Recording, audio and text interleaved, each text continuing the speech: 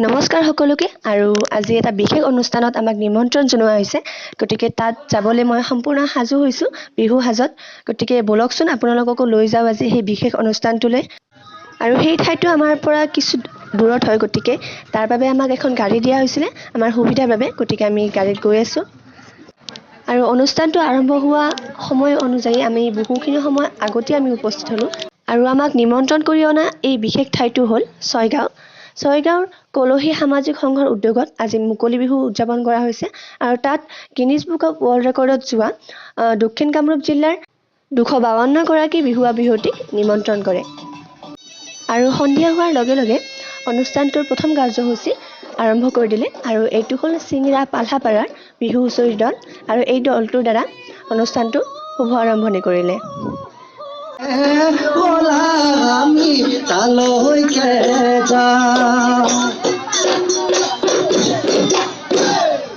আৰু কিছু কাৰ্যসূচী শেষৰ পিছত আমাৰ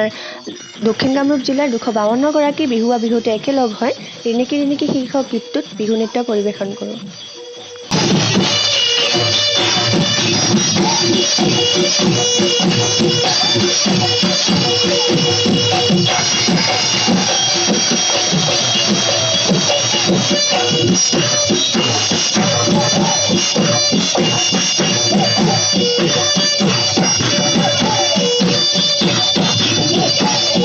আৰু এইখিনিতে মই কলহী সামাজিক সংঘক ধন্যবাদ জনালো আমাক নিমন্ত্ৰণ কৰি ইমানখিনি সন্মান জনোৱাৰ বাবে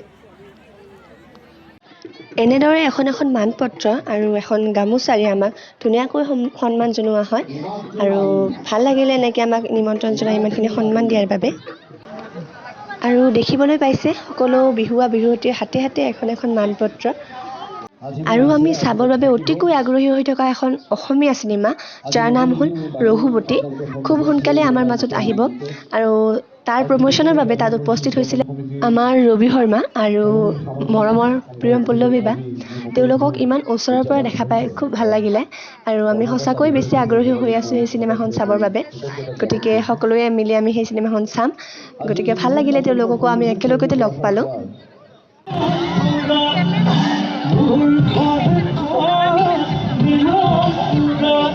আৰু এনেতে আমাৰ মাজত উপস্থিত হ'ল অসমৰ জনপ্ৰিয় কণ্ঠশিল্পী দুগৰাকী ৰূপাংকিতা বা আৰু অলংকিতা বা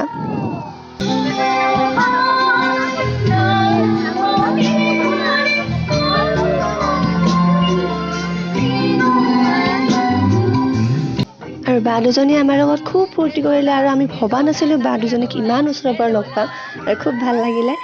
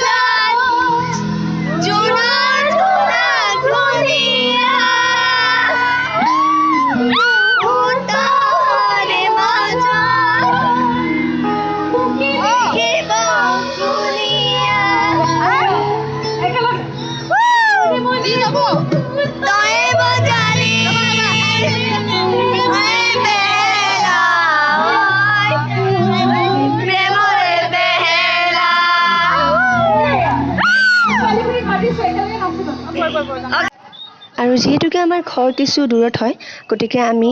অনুষ্ঠানটো আধাতে শেষ কৰি পিনে ঘৰলৈ উভতিলোঁ